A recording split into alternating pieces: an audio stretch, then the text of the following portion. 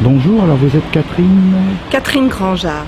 Je suis psychanalyste et je suis spécialiste de l'obésité. Donc, qu'est-ce que ça veut dire spécialiste de l'obésité? Ça veut dire que depuis une vingtaine d'années, je reçois beaucoup de patients qui ont des soucis de poids et je travaille entre autres dans des services de chirurgie bariatrique, de chirurgie de l'obésité. Et donc, quelles solutions vous donnez à ces patients? Quels conseils plutôt? Alors, je vais peut-être vous parler des livres. Des livres, oui, voilà, donc vous avez Comprendre l'obésité avec un sous-titre, Une question de personne, un problème de société, qui est un essai paru chez Albin Michel. Et le petit dernier, le roman, La femme qui voit de l'autre côté du miroir, coécrit avec la journaliste Daphné Leportois, qui est sorti cette année chez Erol au mois de juin. Et c'est un roman qui traite d'une jeune femme qui a 25 ans et qui est si mal dans sa peau qu'elle souhaite réaliser une chirurgie de l'obésité comme cadeau d'anniversaire. Et évidemment, dans le protocole des chirurgies de l'obésité, on doit voir un psy. Et elle a la chance de tomber sur une psychanalyste qui va lui dire « Mais parlez-moi de vous, ne me parlez pas simplement de vos kilos, parlez-moi de vous ». Et donc, vous savez qu'il y a 500 000 personnes qui se sont fait opérer une chirurgie de l'obésité depuis le début en France. L'année dernière, 60 000 personnes se sont fait opérer, plus toutes celles qui font des démarches, qui y pensent, qui ont envie, etc. etc. Excusez-moi, on va couper. On va pas être ça. Voilà. Il est clair qu'une chirurgie de l'obésité, c'est pas une solution miracle. Et donc la préparation que cette héroïne, Lucie, va entamer, nous la suivons parce que nous voulons comprendre ce qui se passe pour elle. Pourquoi elle attribue tous ces maux à l'excès de poids et même pourquoi elle a un excès de poids de cette nature. Donc vous voyez, c'est tout ça, ce roman, mais c'est un feel-good. Ça veut dire que c'est très sympa à lire. Pourquoi est-ce que moi, psychanalyste, j'ai voulu écrire un roman? Tout simplement pour atteindre des gens qui aiment les romans, pas ceux qui lisent des essais. Et les deux sont complémentaires, mais les deux parlent de la même chose, de l'obésité, de l'excès de poids, du fait d'être mal dans sa peau, mais d'une façon un petit peu différente et avec un vocabulaire qui s'adapte à des publics qui n'aiment pas lire les mêmes choses ou qui vont d'abord lire le roman pour ensuite creuser, aller un petit peu plus loin. Donc vous invitez les lecteurs à lire ce livre pour bien comprendre les phénomènes de l'obésité. Pour bien comprendre voilà, ce qui se passe pour une personne. Parce que beaucoup de gens ont des idées préconçues, des stéréotypes. Tel est trop gros parce qu'il bouffe trop, parce qu'il est gourmand et parce qu'il ne fait pas assez de sport. Vous savez, ça se résume un peu à basket-assiette, les solutions. Or, moi, je vous dis, mais pas du tout, pas du tout. Il y a des raisons pour lesquelles on peut trouver refuge dans la nourriture. Il y a des raisons pour lesquelles on peut s'enrober pour se protéger de ceci ou de cela. Et dans ce roman, qui est alimenté par une vingtaine d'années de pratique, on voit bien que les différents protagonistes, puisqu'on va rencontrer plein de gens qui auront ou pas ce problème, au fond, ça dépasse beaucoup la question de l'obésité. C'est qu'est-ce qui fait que je suis ou pas bien dans ma peau? Qu'est-ce qui fait que je m'apprécie? Le titre, qui voit de l'autre côté du miroir, ça veut dire que l'image qu'on voit dans un miroir reflète non seulement une image, mais ce qui s'est passé derrière, dans une histoire, ce rapport qu'on a à soi, à son corps, le narcissisme, vous voyez, plein de choses comme ça, mais expliquées d'une façon très très claire, très compréhensible. C'est une vulgarisation, c'est une transmission pour un public qui a envie soit de comprendre ce qui lui arrive à lui, soit ce qui arrive à monsieur, madame, tout le monde, et ainsi avoir un éclairage qui dépasse des stéréotypes et qui nous permettent d'aller un peu plus loin, d'aller de l'autre côté du miroir.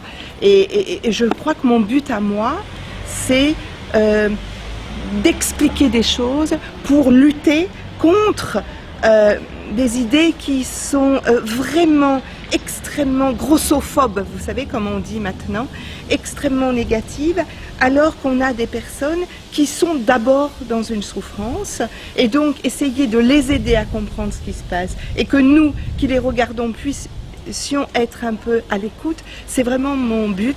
Et je crois qu'on peut s'identifier dans ce roman à l'héroïne, et il lui arrive des tas de choses plus ou moins sympas, il y a des remarques, il y a tout ça qui existe. Alors peut-être on verra plus les gens en obésité de la même façon après le bouquin. Et puis quand on entendra des critiques, des quolibets, eh bien, on se dira non, il ne faut plus faire comme ça. Il faut plutôt dire aux gens, mais non, vous ne pouvez pas vous permettre. Voilà, vous voyez, c'est un petit peu tout ça. C'est un roman très sympa à lire, mais qui a plein de fils conducteurs. Et je pense que ça vaut la peine d'être découvert. Ça donne envie de lire ces deux ouvrages. Dans le fond, l'obésité, ce serait le symptôme, des symptômes psychologiques, d'autres causes? Pour beaucoup de personnes, oui, c'est d'abord dans la tête. On mange pour le refuge. Pour beaucoup de personnes, car c'est singulier, chacun a une histoire. On ne va pas faire un prototype, vous voyez. Oui, bien sûr. Voilà, ça c'est très important. Mais pour beaucoup de personnes, il y a des raisons. Et quand on se met au régime et qu'on dit au bout de 3-4 jours « Ah bah non, j'ai pas tenu », vous voyez, qu'est-ce qui a fait que ça n'a pas été possible? Qu'est-ce qui fait que prendre soin de soi paraît une contrainte? Voilà, vous voyez, il y a vraiment beaucoup d'interrogations à se poser parce qu'on sait très bien que si on se pose certaines questions, on va plus trouver de solutions que si on ne se les pose pas. Sachant que l'obésité n'a pas seulement un caractère esthétique, il y a aussi des causes médicales qui peuvent être pour les articulations, pour le cœur, pour d'autres... Quand on en arrive par exemple à une chirurgie de l'obésité, c'est bien parce que tout le reste a échoué, c'est bien parce que la santé commence à être en jeu, et donc pour que cette solution puisse fonctionner, il faut mettre toutes les chances de son côté. Savez-vous qu'il y a 40% d'échecs à une chirurgie de l'obésité? Savez-vous qu'il y a beaucoup de réinterventions? Donc si on ne travaille pas sur les causes, comment voulez-vous réussir à résoudre un problème? Ça va être un échec supplémentaire. Et ça, c'est vraiment une catastrophe. Il y a un récent rapport de l'IGAS qui date de septembre 2018. Je vais presque leur envoyer mon bouquin à l'IGAS, qui dit qu'il y a trop de chirurgies, qu'elles sont mal préparées et mal suivies. C'est tout à fait cela. Et donc, pour bien les préparer et bien les suivre, il faut d'abord avoir un regard distancié sur cette problématique. Je vous remercie, mais le regard sur l'obésité à travers l'histoire, il est beaucoup plus sévère à notre époque qu'à l'époque de l'Ancien Régime, par exemple. Tout à fait. Nous n'avons pas la même vision. Gros était à l'époque de l'opulence. Aujourd'hui, en revanche, c'est associé à quelque chose de négatif. Les classes sociales les plus défavorisées de nos jours sont en obésité parce qu'il y a de la malbouffe, alors que autrefois, les classes sociales les plus favorisées étaient en obésité parce que c'était bombance. Vous voyez, c'est vraiment plus du tout la même chose, et ça aussi, ça colore le regard qu'on porte sur soi-même ou qu'on porte sur l'autre. Et on voit aussi des personnes qui ne trouvent pas d'emploi.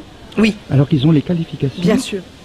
Par le fait de l'obésité. C'est de la grossophobie, vous voyez. Ils ne trouvent pas d'emploi, ils ne trouvent pas de conjoint, etc. Parce qu'il y a une association d'idées sur quand on est gros, on a peu de volonté, ou alors c'est moins beau d'être gros que d'être mince, et donc les gens vont préférer embaucher des personnes à qui elles attribuent, des qualités, une qualité esthétique, et il y a tout cela qui joue, tout ça qui colore le rapport à l'individu par son apparence. C'est un bouquin contre le diktat des apparences, et c'est noté en 4e de cours. Et notre société va beaucoup plus loin, puisque les grandes maisons de couture disent que plus on est maigre et plus on est beau.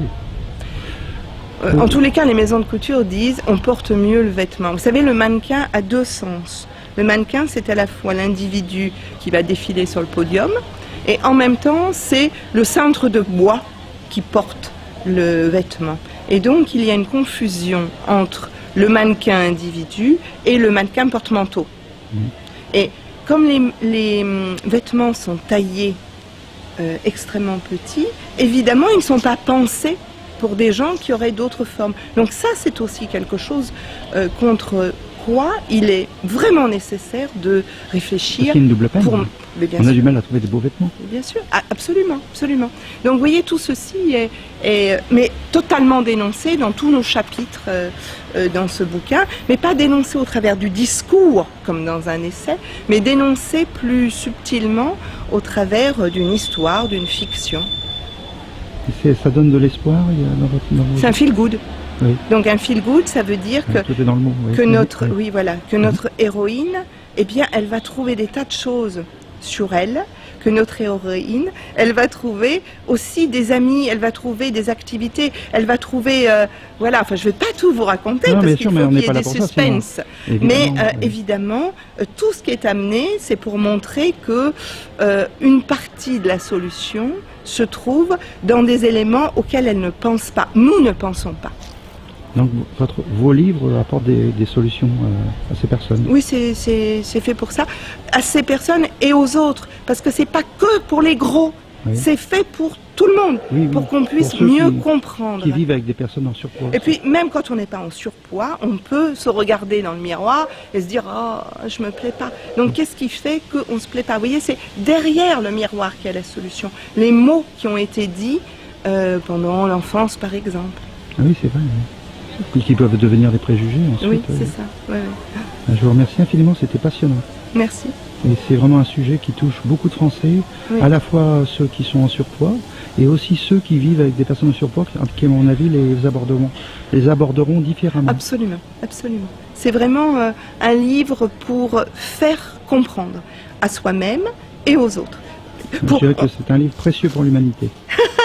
J'irai jusque-là. Voilà, bah écoutez, je vous remercie. Je vous remercie infiniment.